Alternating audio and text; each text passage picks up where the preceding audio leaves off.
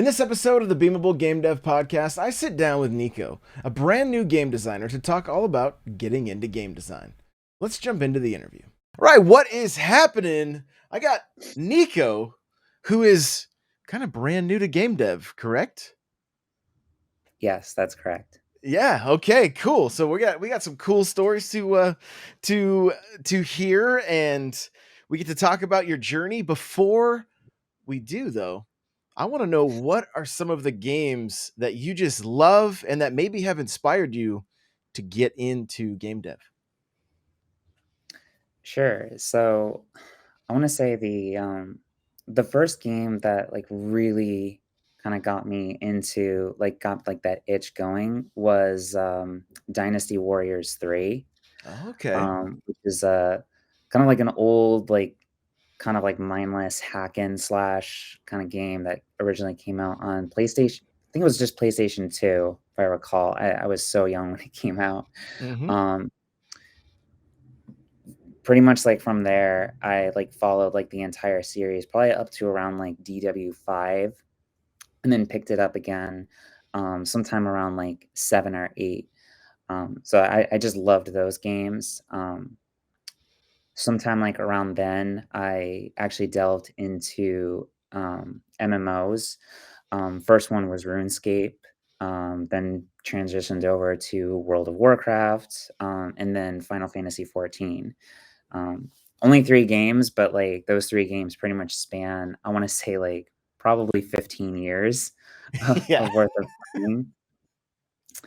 Um, yeah, so I wouldn't mention, like, some of, like, the FPS games, but those didn't really, like, things like Halo and Call of Duty, but those didn't really, like, inspire me to wanna make games. Those just kind of, like, scratch the itch just to, like, actually play games. Yeah. Just to be entertained. Yeah. So you're a big fan of Muso games. So have you played any of the like Hyrule Warriors or Fire Emblem Warriors, or I think there's even like a Persona Muso game. Have you delved into any of those? So no, I really fell off the series when they started making like all those like branch off ones. I Gotcha. Okay. mainly just kind of stuck with Dynasty Warriors. I did pull try Samurai Warriors. I only stuck around for the first one, and I Okay. really, really enjoyed that. That's probably my favorite one that they made. Um, Tried picking up, like, some of the Empire games, but it's kind of, like, meant for, like, it seems like they're meant for, like, just a slightly different audience than just, someone like myself. Um, but they're still kinda fun. I played, like, 1 or 2 of them, just not, like I don't follow them, uh, all that religiously. I see. I see. I've had a great time with the especially with the second Hyrule Warriors. I think having Zelda characters helped me get more because sometimes with that game I feel like they can get a little bit repetitive, right? Like just the continual hack and slash, but then the way that they've kind of mixed things up where it's like you've got to make sure you're taking this base and then you got to go over here and there's some strategy added to it. Like all of that kind of refreshed or just kind of brought a newness to that whole series for me that I really liked, and I thought it was cool to see how that series had evolved over time. Yeah, that's definitely understandable. I kind of like I would say like almost maybe I'm just like more like kind of like a conservative type. Like I like what I'm familiar with.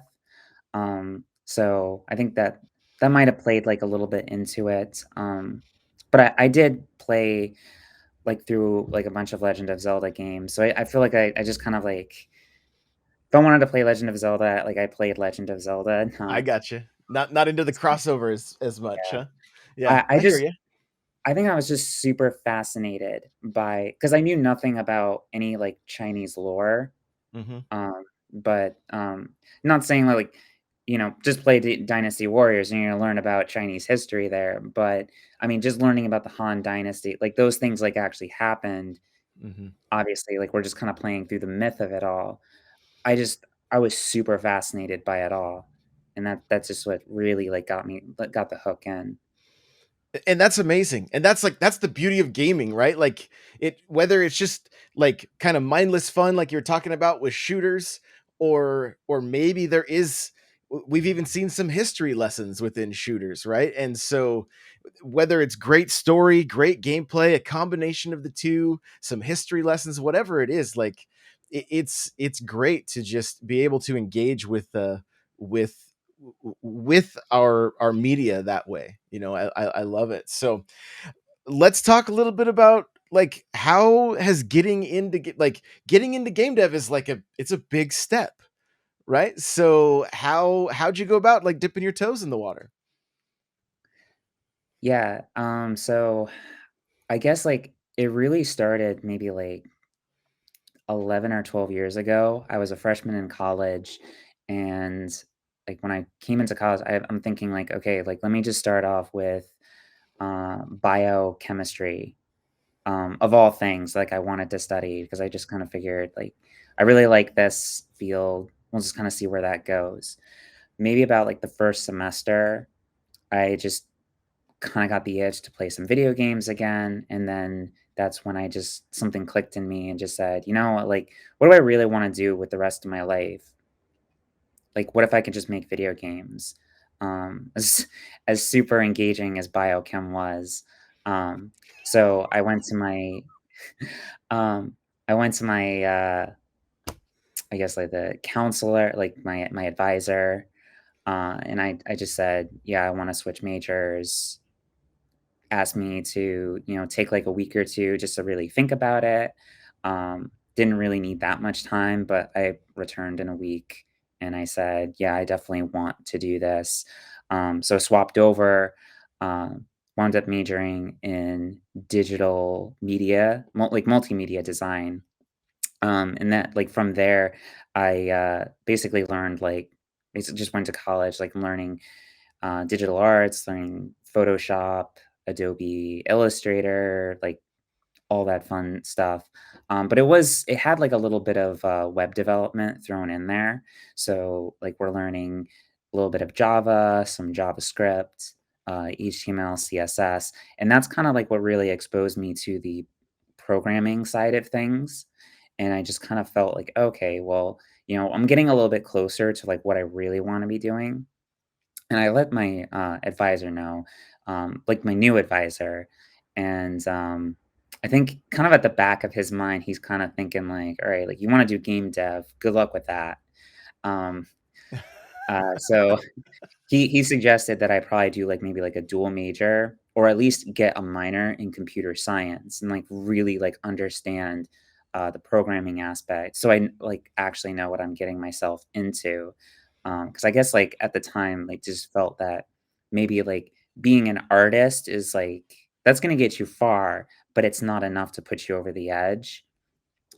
So that was at least, like, from, like, the understanding at the time. So I figured, okay, so I wound up getting a minor in computer science, and pretty much from there, I just, um, started off, like, in web development. Didn't really, like, touch gaming for maybe, like, the first 2 months after graduating college. I really had to kind of find, like, my own path from there. So, decided to just say, okay, like, what if I tried learning a little bit of C++ plus plus on my own, only learning Java? Like the school I went to, it was a Java school. So even if you was taking like the operating system courses, like you're writing an operating system in Java, which I don't know how true of an operating system you're really getting there. It's really more of a VM. So just figure, okay, well, let me just learn some C++ plus plus like on my own. And wound up, creating, like, a couple, like, nifty little shaders, but nothing too complex. It wasn't even really a game, it's just, "Okay, well, here's, like, a little oscillating shader," right? That just, like, works with the current time that the application's running, and it's just like, "Okay, here's a triangle, now it's turning blue, and it's slowly turning red and green," and, if I move the arrow keys around, I can, like, move its position around, and, like, that's kind of, like, really it. Um so probably like around like from there, I decided like, well, I need something that's a little bit more substance, but like right now, and like it's taking like, there's a lot of overhead, like, when you wanna kind of, like, go through, like, you don't really know C++, plus plus, you don't know shaders, you don't know, like, you really don't know anything, and if you're trying to do it all from scratch, like, there's a massive overhead time, just learning how to program, learning the math behind it all, and it's like you haven't even gotten to the artwork yet, like, how do you actually even make, like, good art? So, like, there's just a ton of overhead, so I kinda figured, like, "Okay, well, what if I how can I, like, make this faster?" So around 2016, I decided to pick up Unity and make my first psychological horror game. And that was like a really like that was my first real project. And I made about 15 to 20-ish minutes worth of gameplay that was pretty much just like a walking simulator. There was like some like little puzzles there where you had to like be looking at the right spot in order to like activate the jump scare, which would allow you to then move on. So it was very kind of like event, like trigger events kind of driven in Unity. That whole project took me maybe like 6 to 8 months to do. And I don't want to necessarily say complete because I never really completed it. I just kind of said I was done, which oddly enough is what my advisor told me about how things are going to be in the digital art field when I was in college. Like, you're never really done with something, you just say, we're done and we're moving on. Um, so I did go to a little con called GameCon, which was in the was at the Tropicana Hotel in Atlantic City, New Jersey, which was literally just like a hop, skip, and a jump away from where I was. So I was living in Philadelphia at the time. Only took me like not even an hour to get to AC. Spent the weekend there, demoed the game for 2 days, and it was just like my first real experience. Like, this is a game that I made. Here's a show booth that like I put together, brought the computer over, actually showed it to people, and no, the project didn't go anywhere after that, but still getting the experience, like, to do all that was pretty awesome, to do. You like there's so much to unpack. I mean, you basically looked at the mountain and were like, "Yeah, where can I start climbing?" Right? Like you just looked at Mount Game Dev and you were like, "I just need boots and some rope. Let's go. Like Yeah, let's pretty let's much, get this yeah. thing going here." Like whereas I mean, some people look at it, they're like, "Forget it. I'm gonna go back to play Halo." You know what I mean? Like you're just like, "Oh, okay. I've learned a little bit. And it's almost like you climbed one mountain and you were like, oh, there's the actual mountain I need to be climbing. You know, you just climbed the first one for the better view, which is totally inspiring. Like that's awesome. And then just to, throw a game together in like 8 months and then go out to a con. I mean, you have literally done some of the best footwork possible for like setting yourself up for success. Like I've interviewed a number of developers on here who, you know, have talked about their first con and how to like what they would do different and all that kind of stuff. Like these are all key elements to because making the game is one thing, but then marketing it as a whole is a whole other thing. And you're just grabbing the whole bull by the horns and you're just like let's do this. This is awesome. So I mean, even our first conversation, like I just posted in the Seattle Indies Discord and you were like, yo, I want to chat. And I was like, perfect. You're like, I'm making a game. I'm also making the engine. And I was just like, that's such a huge task, that's incredible. So Yeah, this is awesome, man. Thank you so much for sharing. yeah, no problem. Let's talk about that your new game, like as much as you can or want to, but like even the process of what made you decide to go and create your own engine versus using Unity or Unreal or something. Um, yeah, sure. So, I think you really hit the nail on the head with the first statement is just I kinda, like, looked at the mountain and just said, "Alright, all I need is some rope. Like, let's Yeah. go," and just, like, start climbing. So it the after the first game, which I demoed at GameCon, that would have been, like, late 2016, maybe 2017, I think, was when that happened, and then That was around Halloween. Thanksgiving and the holidays came after that, and I basically just put the game on hiatus just to enjoy the holidays. And of course, like, I just never picked it up after that. So, um, just kinda, like, moved on with my life for maybe, like, 4-ish years, and then sometime 3 months ago, I decided, okay, what if I kind of revisit this? Like, it's the pandemic. I got nothing going on right now. Like, I'm in a new, like, I moved out to Seattle. There's not a whole lot, like, it's a very new environment for me. Like, what can I do? Can I like meet people? Like, how can I, like, where can I find like my people that I would want to hang out with? And I knew that, people that were into video games, that would be huge. People that were into game dev, that would be really big. So I was really fortunate to find the Seattle Indies community because that really kind of like hit like it lit us like a fire. It's like, Mhm. okay, like there's a community here. There was no such community back in Philly. Like I was completely alone. But here I don't feel like in Seattle at least, like I don't feel as alone. So it got that fire in me and I just decided, okay, this was like late September 2021. I'm like, okay, I'm gonna go for it again. So I think to myself, okay, like let me just dip into C++ plus plus again. It's been several years. The language is even more mature. It was already really freaking mature 4 years ago. But let's just see. Maybe it's like, let's see what I got here. So I spent like 2 weeks learning a bit of C++, plus plus, and then I'm like, okay, well, I want to make a game. So let's kind of drop this like polymorphism lecture here and let's just go right to the good stuff. Like, okay, like, and like I'll learn C++ plus plus like as I go. Like, let's just do that. Um, so yeah, like I kind of figured, well, like I can't really use C++ plus plus in Unity. I could use it in Unreal, but I also need to learn C++. Plus plus. So let's just scrap all of that stuff, like make this as lightweight as possible, make my own game engine.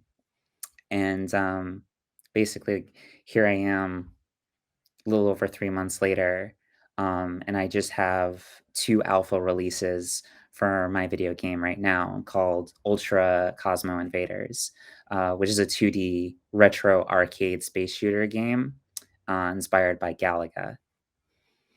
Interesting. Okay. That's super cool. Super cool. I was just playing uh Asteroids, like I think it's called Asteroids Reimagined or like it's they basically are Atari is kind of bringing some of these old games back, you know? And so I sat down did some couch co-op recently. So I'm a huge fan of those, you know, even like Galaga. I played so much Galaga on the Xbox 360, like trying to get all like there was like 200 achievement points or whatever. So I love that. So what what was the experience like then getting like or kind of just like break it down a little bit as you saw the game coming to life and you're like, yo, I did all this. Like was it a pretty amazing feeling? Yeah, I would say, like, once, like, I built, like, kind of, like, the whole like, most of the like, I don't wanna say, like, I built most of the engine, like, 'cause I really don't know, like, where the project goes from here, um, but I would say, like, I built most of the engine that will at least allow me to better complete this 2D space shooter. Um, Once I had, like, a lot of that done, and this was sometime last week, really, I really like, I got this, like, huge, like, mental high that I was going through, which is very, like, akin to, like, what I would get, like, when I felt super accomplished, like, 'cause I was a runner throughout competitive runner throughout high school into college. It's almost like I set, like, a new personal record, and, like, there's this mental high that I would get, like, once, like, I was done with the race, and, like, I would feel really, really good about myself. I kinda, like, got that feeling again, um, but one thing, like, about me is, like, I'm, like, really, really hungry, like, I haven't quite gotten to the real finish line. I just kind of, like, I got through one race, and now it's, like, there's another race, it's even faster, it's a longer race too. So, like, that's really, like, the end goal there, so, like, okay, like I just found a way to kind of get back that hunger, that drive. Like, okay, I'm not gonna settle right now like I did, 4 years ago with that horror game. I'm gonna keep going. And so like I'm still super happy with the progress that I've made so far. Um, but I know that there's still more work to be done, and like I'm just gonna keep pushing forward. Have you done all of this yourself? Did you I mean, you mentioned learning Adobe and stuff like that. Have you made all the art assets yourself, and did you do the music and that kind of thing, or did you use any third parties? So I do leverage a lot like third party stuff. And so like I would say, like, as I've gotten older, I've learned that there's more to just like making a game than just like actual like physical cash dollars. So like one thing to really consider is like time is money. And I know where my strengths lie. Like my strengths lie in the programming side of things. Like I work as a software engineer, so learning a new language is not the hardest thing for me to pick up. Um, just doing like all the coding, like that's my strength. Like if I can just really focus on the strengths, that's what I'd rather do. And I'd rather outsource the things that like I'm weak in. Like I now understand like we're it's like a really good feel good story to want to like focus on your weaknesses, turn them into your strengths. Just working at the enterprise level, maybe it's just a bit of like enterprise that has in corporate that has kind of ingrained that in me. Is the general idea is to just focus on your strengths and let someone find someone else who's, like, strong in things like music and art and, like, let them handle that, and you're just gonna save a ton of time. So, you know, long-winded rationale aside there, I did outsource the music. I'm using some Creative Commons music, but I am thinking about using quite a bit of paid assets that at least allow for like extended licensing that I can actually use in commercial products as well. I did have like some of the pixel art that was outsourced, but I try to make sure like the pixel art isn't like they're not like completed spaceships, like but they're in like little pieces. Like they give example ships, but I can use like, I can take, like, here's the body, the window, the wings, and then I could just kinda put them together like little Legos, and that just helps to make the process go by so much faster. Okay, I'm gonna back up a little bit because you said some incredible things there. There's like incredible words of wisdom of just focusing on your strengths and then outsourcing the other stuff. You are gonna get done so much faster, right? It's not like, and you totally nailed it too when you were like, yeah, there is that element of like, sure, I did this whole thing myself, right? And but here's the thing, there's always that possibility that the project that you release that you focused on your strengths could then give you the time that you need to then do the project that you want. Like if you want to try to tackle the art and the music down the road, that's still a possibility. It doesn't mean you can't, but there's what I'm seeing is that you've removed any of the barriers that would potentially give you an excuse to stop by saying, "No, I'm focusing on my strengths and I will outsource what I need to, and I'm gonna keep this thing moving, keep the momentum, you know?" And there's absolutely nothing wrong with that. Like there's nothing wrong with that. I love hearing it. It's so cool. What like if you don't mind, like what are some of the long-term plans for this game? Like are we gonna what kind of release are you hoping to do, or what like if you want to share? I don't know. Oh, yeah, it's totally fine. So, right now, the game is in alpha, Ultra Cosmo Invaders. It's in alpha right now on itch.io, completely free to download, for anyone. And the general idea that I have going forward is to make some incremental builds over the next several months. I'm trying to roll them out on a weekly or bi-weekly basis. The exception of like this week into next Tuesday, and then after that, just due to the holidays. So there'll probably be a bit of a hiatus there. Mhm. Um, so I want to keep pushing forward, make like polish up some new details. There's some artwork that needs to be polished with it, and go into beta sometime in February. That's actually going to line up with another feedback session that I have with Seattle Indies. So where like I've already kind of set up some goals that I want to talk about and hopefully like have them all accomplished by February.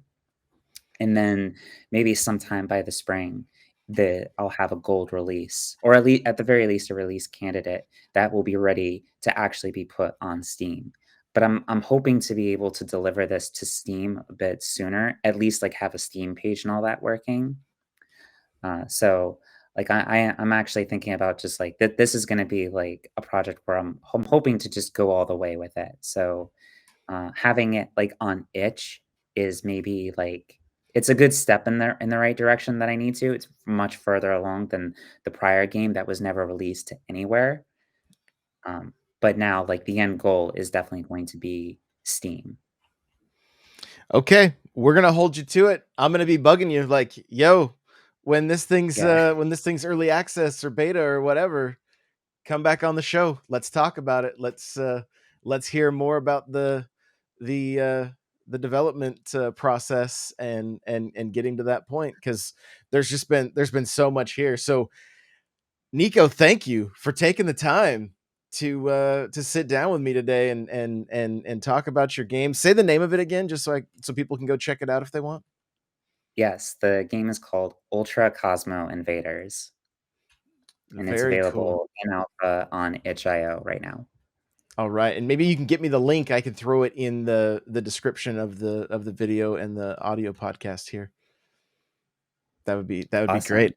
All right. Well, hey, thank you again, and we will be seeing you back so that we can find out how you're doing. All right. So, all right. Looking forward to it. All right. Bye now. Thanks so much for listening to this episode of the Beamable Game Dev Podcast. If you would like to hang out with other game devs, make sure to jump into our Discord, beamable.com/Discord. And if you'd like to try Beamable for free, head on over to beamable.com.